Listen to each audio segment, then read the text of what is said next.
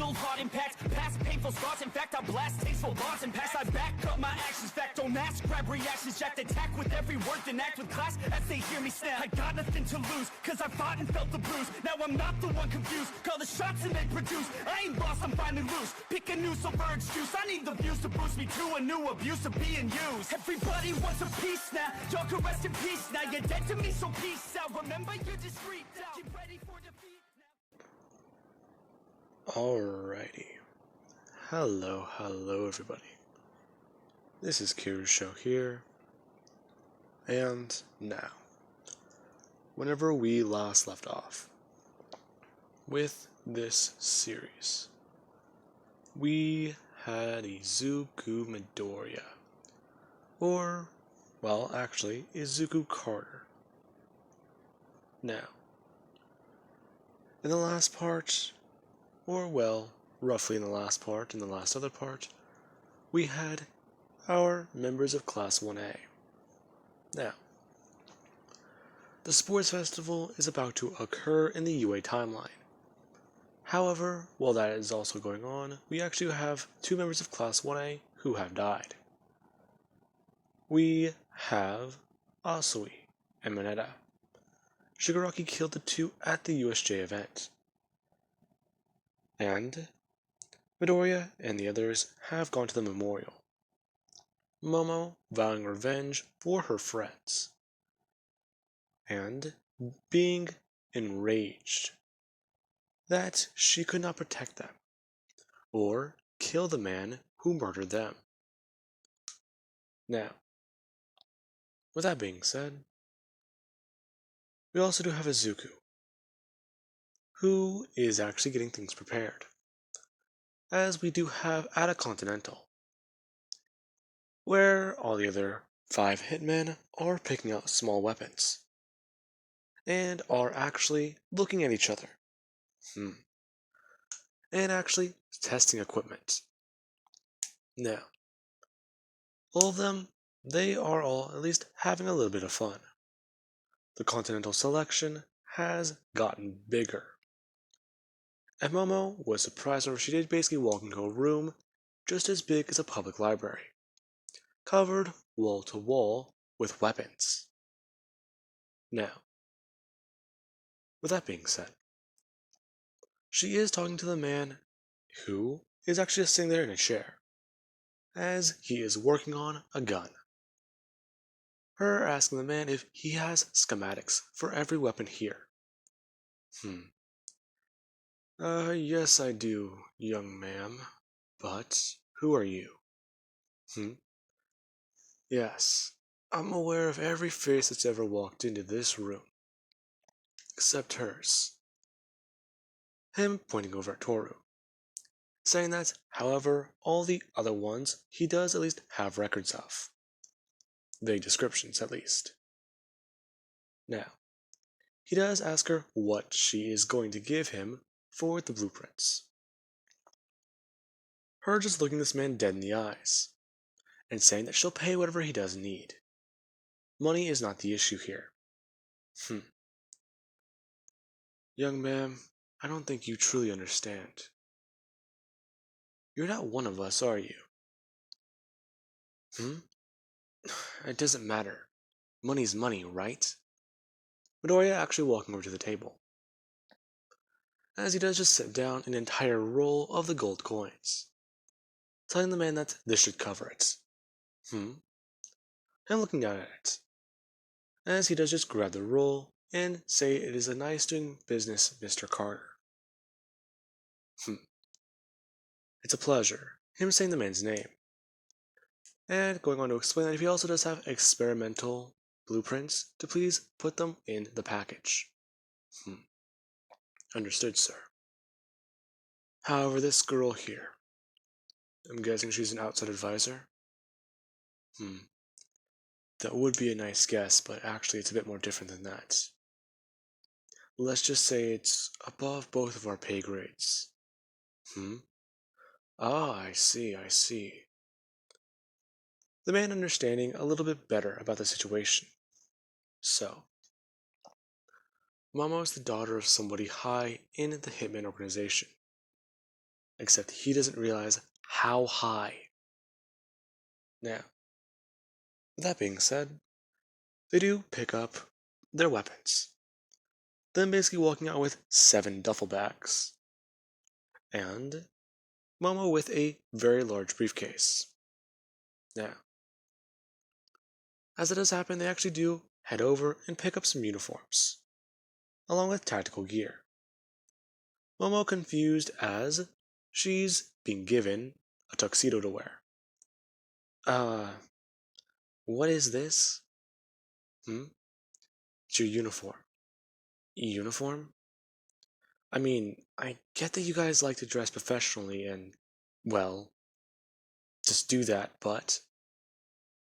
Midoriya telling Kirishima to shoot him. Okay. Him pulling a gun and firing straight into Midoriya's gut. Now, Momo does actually watch Midoriya just actually go to grab away at his stomach as he does fall backwards. Her looking straight at Kirishima and just shouting, "What the hell was that?" I'll give him a minute. Oh man. Next time, give me a warning you have something bigger than a 44. Him sucking air. As Momo is confused, watching him get back up onto his feet. As he does just pull the shirt outwards. And the bullet does come flying out and onto the ground. Oh, fuck, I'm gonna need to ice that later. Are you good, dude? Yeah, I think I'll be fine. Oh, that hurt a lot. Yeah, sorry. You should know, though. What is it? I don't carry a 357. I noticed. Wait. These clothes are bulletproof? Yes, along with knife-proof. Now, as long as you do wear the actual suit jacket and your vest, you'll be fine. Or your shirt, along with your pants. You should be able to also survive a shotgun blast at point-blank range. That's possible? Yeah. Anyways, do be aware though. Take more than a few shots, you'll find out that your clothes do have physical limitations. Now, with that being said, they do pay for uniforms, as they do then actually go back to the Yaoyorozu estate. Now, Midoriya is still trying to contact his mother, and get a hold of her, as she finally does pick up the phone. Now, with that being said, he does actually get a response. Hello? Oh, finally. You had me worried there for a minute, Mom. Oh, Izuku. I'm sorry, I've been on a mission. Really? Where are you? I'm in America right now. Yeah. I'm actually undercover, so we need to wrap this up pretty fast. Oh, okay, I understand. Listen. My mission's changed. If All For One gives you a call, don't pick up. He's no longer an ally. Really? Yes. Alright. That's at least what I wanted to let you know. Love you, Mom. But I hang up the phone. As Isla does go back to doing what she's doing.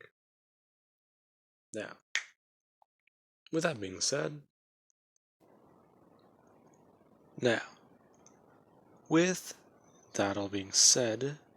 we do have back at the Yaoyorozu estates, where Midoriya, he actually does sit everybody down and begin to go over information, as they are all standing in Yaoyorozu's dining room.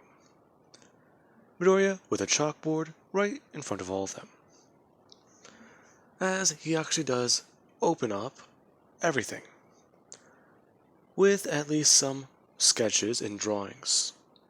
A drawing he created of All For One, that actually does have some fine detail. Now, Midoriya goes on stating that this is the leader of the League of Villains. He has directly met with this man before. Hmm? Wait, you know this guy? Hmm? Yes, I do. A few months ago, he contracted me to take down a pro hero, who would be in the way of his plans.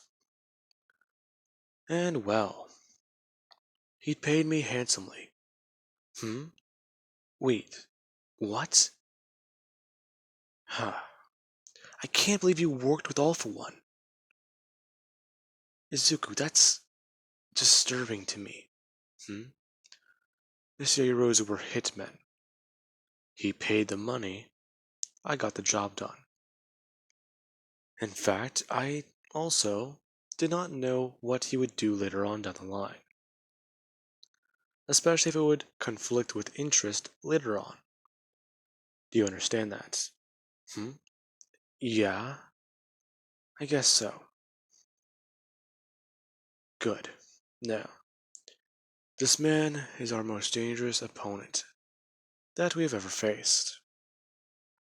Now, I have talked with your father, Monsieur Rosu, and I actually have been trying to get into contact with the Continental Brat, All for One, does have on his side. Hmm? Really? So you're saying that he hired somebody? Yes, he did. In fact, the person he hired is a particular, well, person in the underworld who has a particular interest in people.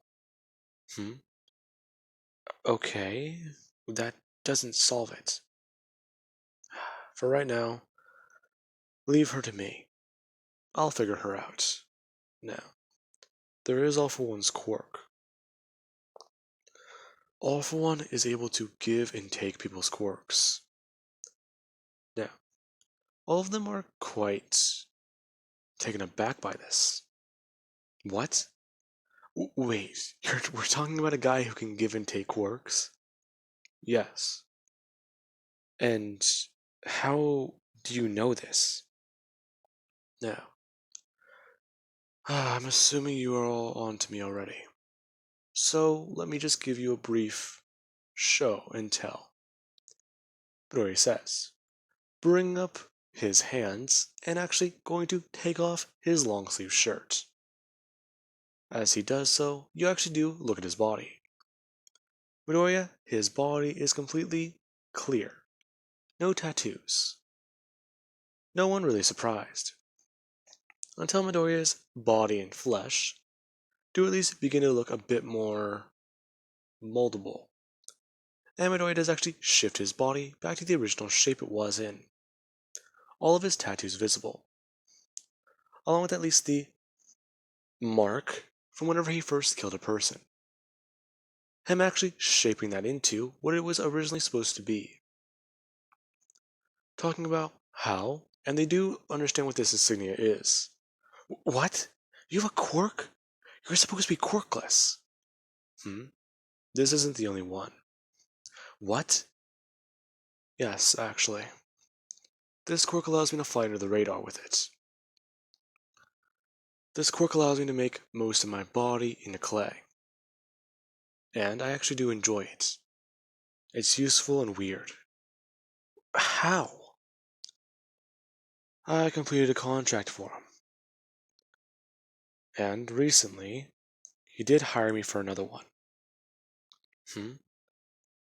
Now, all of them do look at Midoriya, as they think that he's about to tell Yaoyorozu that the USJ event was orchestrated, and that he knew about it prior.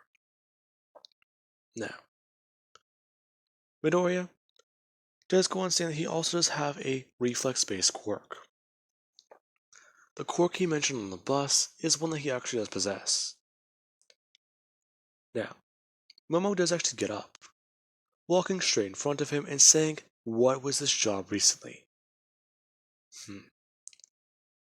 Monsieur Rozu, I believe that you should sit down for this.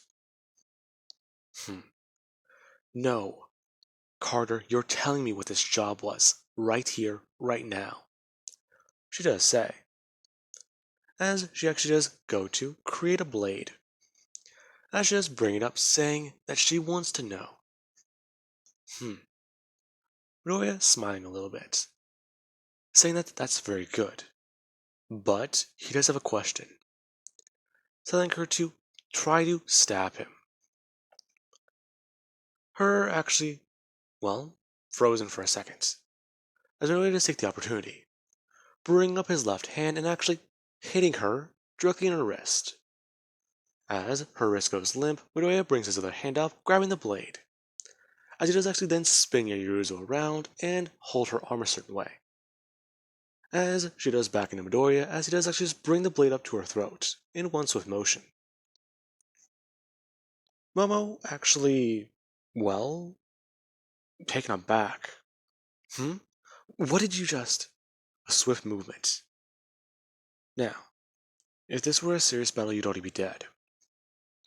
Now, Monsieur Yaruzu. Midoriya does say, tossing the blade onto the table as he goes on talking about how the USJ event he knew about. All for One hired him. He wanted to hire him, actually. Now, this does surprise Momo, asking why he didn't say anything to anyone. As Midoriya does explain, that it was a very tight spot. All for One already hired and paid him in full for the contract. And if he did refuse, well, it would be bad on his record. Plus, after informing her father about it, he said that the plan was going to happen, and that he should not let her know. Wait, what? This is all my dad? Yes. To be honest with you, I did not feel comfortable with this. I thought more people would be alive. The 2 casualties you have faced, I did not know would happen. Now, along with that, I wasn't aware of this Shigaraki fellow. The man with the decay quirk. His ability is more dangerous, at close range. However, you're going to take him at a long range. Now, Midoriya does finally let her go, as she turns around to look at him, directly slapping him across the face. Midoriya actually just looking that way as he does look back at her, telling her that he deserved that. Her going to smack him once again, with her other hand. And Midoriya just looking back at her, asking her if she feels better yet. You asshole. Her storming away. Midoriya looking back at everyone, and saying that, now, this is the plan. As he does go over it with everyone. Now, we do have Momo, who does actually walk into her room and grab her phone, as she does walk the halls of the manor trying to call her father. Now, Mr. Yaoyorozu does eventually pick up the phone. After 5 missed calls, a voicemail, and about 20 text messages, where he does ask his daughter exactly what does she want to talk to him about. She is interrupting important business. Momo actually asking her father, why did he do it? Why did you allow the USJ event? I see. So he told you? Yes, he did. Now, Izuku told me about this all. Izuku? Yes. Izuku. Izuku Carter. The man you hired to train me. The man who said I failed his test. I didn't understand what he meant by it all now, but I do. So, you're going to explain this all to me, Dad, and I want you to not leave out details. Do you understand me? Good girl, taking initiative, just like how I wanted. Your mother was the same way. Dad, don't bring her up. Momo, I really don't know what to say. She wasn't ready for everything. She was a kind soul. Then again, that might have been what got her killed.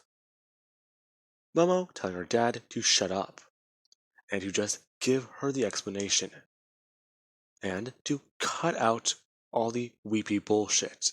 She knows what he is trying to do. He's trying to get into her head, and she won't let him play that game. Now, Mr. Yaoyorozu does simply smile as he informs his daughter of everything, telling her that he did order Mr. Carter to do this, and how both of them did think that it would be a proper test for her. Now, afterwards, she does eventually walk back into the room. After she learns that Midoriya would have been excommunicado if he refused, or did not perform the way he was supposed to.